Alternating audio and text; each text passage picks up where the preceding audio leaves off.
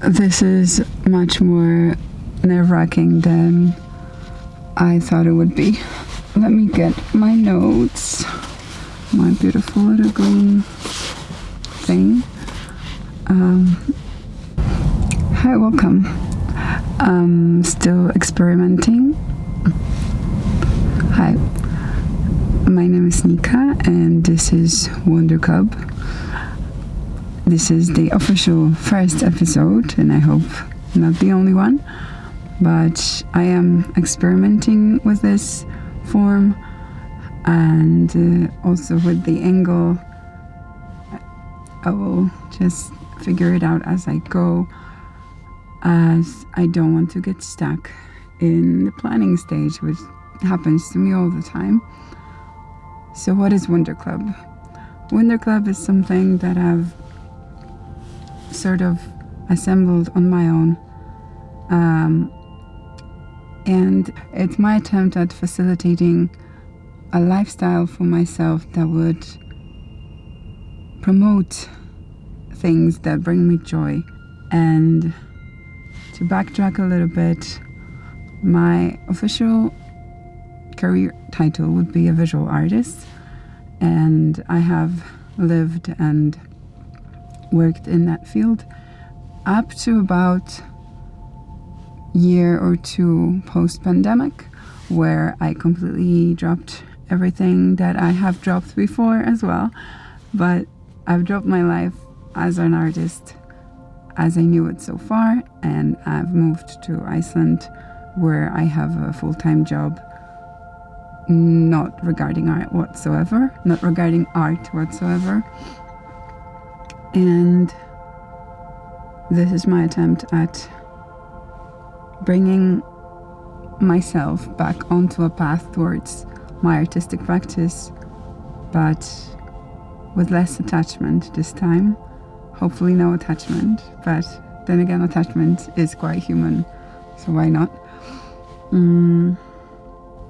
I'm embracing the discomfort of how things look and the idea phase that comes to me, and how they look in my head and how they are able to be projected outwards, going through multiple filters on my side, on your side, on the world side. So not to get too philosophical about that, I will jump to what this would be about. Wonder Club for me is a place where I can list and share things that bring wonder to my everyday life and give me the joy of a researcher, as I always really enjoyed. As soon as I found out what research was, I really enjoyed that process of making any projects. And I've noticed if I tried to examine the parts of me that I truly know are mine, are the ones that are so joyful about discovering concepts or pieces of art or just regular everyday happenings or observations.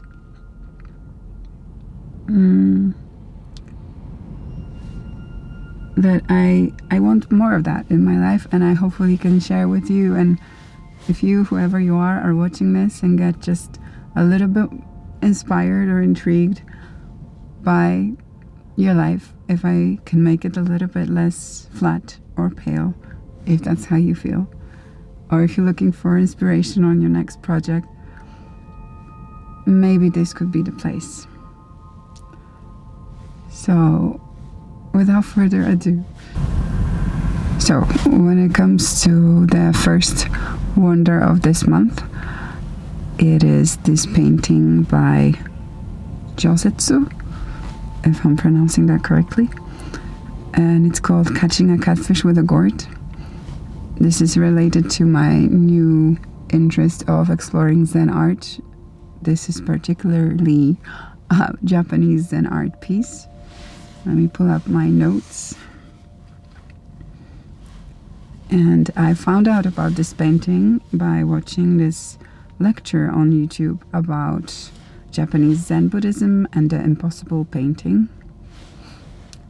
The painting was created by a Zen monk painter Tosetsu for Shogun Ashikaga Yoshimochi around the year 1413. And this painting is connected to something that's called a koan. So I'm not sure exactly if the painting should be interpreted as a koan itself or is an illustration of a koan. But what a koan is, and let me read that one. A koan, a Zen koan, is a riddle or a paradoxical statement that demonstrates the inadequacy of logical reasoning. Let me read that again. A Zen koan is a riddle or a paradoxical statement that demonstrates the inadequacy of logical reasoning.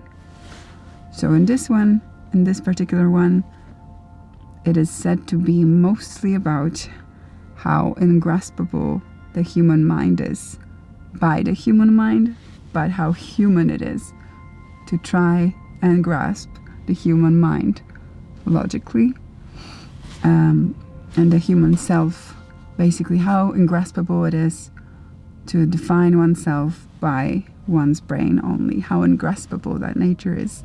It is as ingraspable as trying to catch a catfish with a gourd, which means trying to catch a very difficult to catch fish with a very unsuitable object, a very paradoxical object for that function. So continuing on the Zen art theme, there is a person that I find really, really inspiring, and I find her to be another wonder of this month. Her name is Kasia Murfet. Again, if I'm not pronouncing that correctly, I'm sorry. She is a researcher on Zen art and Buddhism and a photographer as well. She's sharing meditation and Qigong practices on Instagram. And I encourage you strongly to check out her profile for really, really calming, inspiring content if you're looking for a new take on meditation or if you're interested in Qigong. And also the beautiful landscape of Cornwall, as I seem to find on her Instagram. So yeah, that's another source that I found was very inspiring. I also see that she has created an online space for artists to meet and discuss and have workshops with different themes connected to Zen art. So I'll also link that below. Why did I even come to Zen art in the first place is that when I stepped away from my artistic practice, I felt this lack of connection with my body. And so I started looking for activities that would bring me closer to it. And one of those was yoga. But I went more into yin yoga, which is this specific slow type of yoga where you spend more time in a pose and you're basically learning to let go. And with yin yoga came also learning about Qigong. I have heard about Qigong a few years ago. I've done a few sessions with the YouTube video, but I've been more interested in that recently.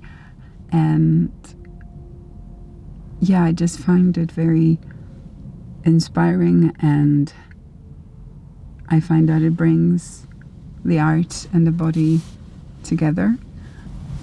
And finding Zen art and Zen philosophy kind of put me in this place of being inspired again to rediscover my connection to spiritual and artistic practices.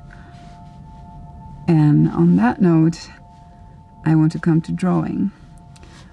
And my third wonder of this month is drawing, but it is drawing as a freeing practice, because I was never truly quite comfortable with traditional drawing, even though I have graduated. I've done an MFA from an art academy in Poland. I have never become truly comfortable with traditional type of drawing, but I've had wonderful teachers encouraging the contemporary approach to drawing, and drawing as a more elaborated life practice, basically. And I've been recently encouraged to explore that part of my practice again. And I have 2 projects going on. One I will talk about a bit more maybe in another episode, because the theme is a little bit different to me. But this one I want to talk about has to do with another wonder of this month, which is the Icelandic pole culture. So if you don't know, I live on Iceland, and there is a very strong pool and hot pots culture. That means there's many pools in every little town. There's at least one. And the culture around them has specific rules, and I have been really inspired by just the place that an Icelandic pool is, and the atmosphere it creates, and how it communicates to you through a lot of signs as well. And by signs I mean literally signs informing you what you can or cannot do, which areas you have to wash before you enter a pool, kind of the pool etiquette. And also I've been inspired by the idea that this place is an enclosed, for me, I see it as like a steam bubble, because you cannot bring your phone out there, you cannot record, you cannot be on your phone, because, well, it is a place of privacy as well. People shower, there's communal showers, it's just a place of relaxation. But it also welcomes families with kids, and it also welcomes that just an atmosphere of freedom and relaxation. So I've been really inspired by that, and I've started sketching. After one time I went to a new pool, new for me. I was so inspired by the atmosphere we found there. It was very, very foggy, and it was the evening, so the light was dispersing through the fog in a beautiful, gradual, just beautiful way. And I've been really inspired by that evening, and I made a few sketches, and which then I wanted to develop into drawings or paintings. And ideally I wanted to work on a big canvas. I wanted to work with pastels and ink and wash and all of that, but I don't have experience in those mediums. What I do have is experience in digital art, well, graphic design most accurately. Well, with graphic design or editing or anything digital. So I figured, since I already have those sources, I will try and explore the topic first there, because I never really went too deep into Procreate, but I wanted to go that road and try it as well. So I have started to develop one of the drawings, and this is where I am with it now. It is not perfect, and I don't really like it, but I like it more than what I started with. So that's a progress. And hear some of my inspiration for what I wanted to achieve. I've also explored people. There's a small community of people on YouTube who share this style of traditional Zen painting, but recreated through Procreate, which is really interesting to me as well. So yeah, I've been really inspired by that, by pool culture and drawing and using the things that you already have. I don't yet have an idea of how many of the wonders I will share per month, but today this will be my last wonder. Well, it's kind of like a double wonder. I will name this wonder as Snowball, and what I mean by that is we are deeply in the winter still, and I've been going for walks. There's one place that I really like to go to, but I couldn't drive there today because the weather was a bit too windy for my own comfort. But I like to walk there, and one time I've stumbled upon this snowball sculpture, which, I don't know if somebody put them there or they were just there naturally, but there were a few snowball-like shapes which seemed to have melted a little bit and created this sculpture-like snowball installation, which when I saw that, I remembered that I would really like to include these snowball glasses that I bought for tea. I was on the hunt for some small, I don't know how to name them, glasses, containers, small bowls, so that I could enjoy my tea. And I found these two glasses. I will show you because I have them with me in my old lady bag. So these are them. So these are the glasses, and they look like snowballs to me, and they have very nice heaviness to it, and they reminded me of that sculpture that I found on my walk. I'm not sure the brand at the moment. If I find it, I will link it. But yeah, I found them in a thrift store, and they turn out to be quite perfect for tea. They have this heaviness and the roundedness and snowballness to it that just complements tea in the winter perfectly for me.